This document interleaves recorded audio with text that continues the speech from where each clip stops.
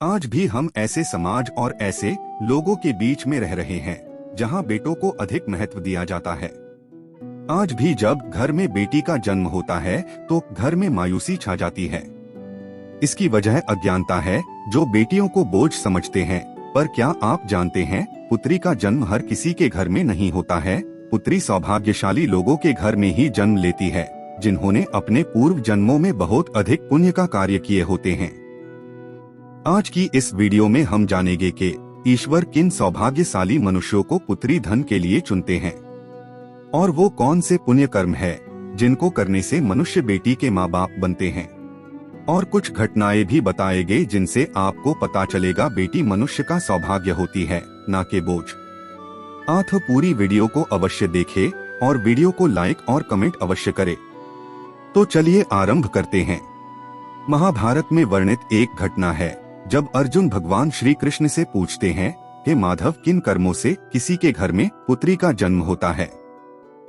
तब श्री भगवान कहते हैं, हे पार्थ, यदि किसी के घर पुत्र जन्म लेता है तो वह भाग्यशाली है, पर पुत्री केवल सौभाग्यशाली मनुष्यों के घर में जन्म लेती है और उन्हीं मनुष्यों को बेटी के माता पिता बनने का सौभाग्य प्राप्त होता है जो अपने पूर्व जन्मों में बहुत अधिक पुण्य कर्म करते हैं। ऐसे सौभाग्यशाली मनुष्य बेटी के जन्म के बाद अत्यधिक संपन्नता को प्राप्त करते हैं, क्योंकि तीनों लोकों में बेटी का भार उठा पाना सभी मनुष्यों के बस की बात नहीं होती है।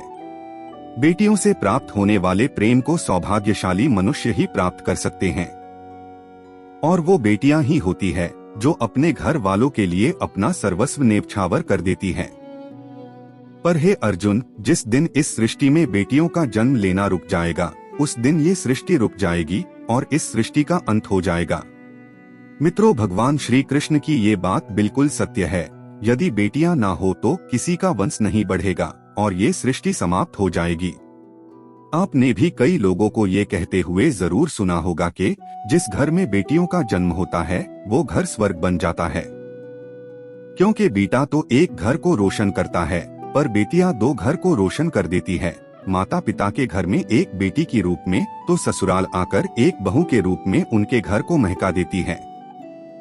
मित्रों, आपने ये अवश्य ही सुना होगा कि घर में किसी की मृत्यु होने पर बेटियां किसी का पिंडदान नहीं कर सकती है, पर ये असत्य है, क्योंकि रामायण में महाराज दशरथ की मृत्यु के बाद माता सीता ने भी उनका पिंडदान किया था, जिससे महाराज दशरथ को मुक्ति प्राप्त हुई थी। इतना ही नहीं, धर्मशास्त्रों में ये बताया गया है कि बेटियां भी अपने पिता का पिंडदान कर सकती है और यदि ससुराल में कोई पुत्र नहीं है तो बहू पिंडदान कर सकती है। इसीलिए मित्रों, वो अत्यंत सौभाग्यशाली होते हैं जिनके घर में पुत्री का जन्म होता है और यही वजह है जो बेटियों को लक्ष्मी का दर्जा दिया गया है। ज्यादातर मनुष्य यही सोचते हैं, ये तो बेटी है, इसकी पढ़ाई लिखाई पर ज्यादा खर्चा करने से अच्छा है जल्दी से जल्दी इसकी शादी कर दी जाए। पर ये छोटी सी सोच बेटी के भविष्य को बर्बाद कर देती है और उनकी उड़ान के पर को काट देती है। उनको भी अपनी हुनर की उड़ान को उड़ने दो। क्या पता आपको भी कल्पना चावला, मिताली राज, मेजर प्रिया झिंगन जैसे सुपरस्टार मिल जाएं, क्योंकि एक बेटी ही होती है जो बेटे से ज्यादा अपने माता पिता के बारे में सोचती है।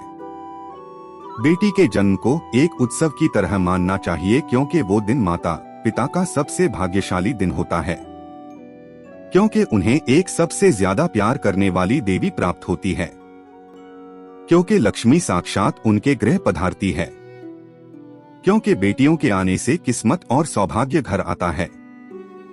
कई लोग कहते हैं हिंदू धर्म में बेटियों का कोई महत्व नहीं है, पर वे भूल जाते हैं जब सभी पुरुष देवों की शक्तियां एकत्रित होती है तब माता जगदम्बा का उद्गम होता है और महिषासुर का वध होता है। जब शुंभ निशुंभ से सभी देव हार जाते हैं तब माता पार्वती के स्वरूप से माता काली का जन्म होता है और दुष्टों का नाश होता है। और हम उस सभ्यता के स्रोत है जहाँ गौरी शंकर से पहले आती है, जहाँ लक्ष्मी नारायण से पहले आती है, जहाँ सीता राम से पहले आती है, जहाँ राधा श्याम से पहले आती है। और वीरता तो स्त्रियों से उत्तम कोई दिखा ही नहीं सकता है, क्योंकि लक्ष्मीबाई हो या माता पद्मावत, जो कभी झुकी ही नहीं और जिनकी वीरता 1000 पुत्रों से भी बढ़कर है। बेटी एक ऐसा रत्न होती है जिसके कन्यादान से 21 पीढ़ियों को मुक्ति प्राप्त हो जाती है। इसलिए ऐसे महान पुण्य को देने वाली बेटी को हमेशा प्रेम देना चाहिए। ईश्वर पुत्री उन्हीं को देते हैं जिनमें उन्हें पालने का सामर्थ्य होता है, फिर वो गरीब हो या अमीर, उससे कोई भी फर्क नहीं पड़ता है। मित्रों, गरुड़ पुराण में बताया गया है, जो मनुष्य दान पुण्य करता है, अच्छे कर्म करता है, पूजा पाठ करता है, ऐसे ही सौभाग्यशाली मनुष्य को अगले जन्म में पुत्री प्राप्त होती है।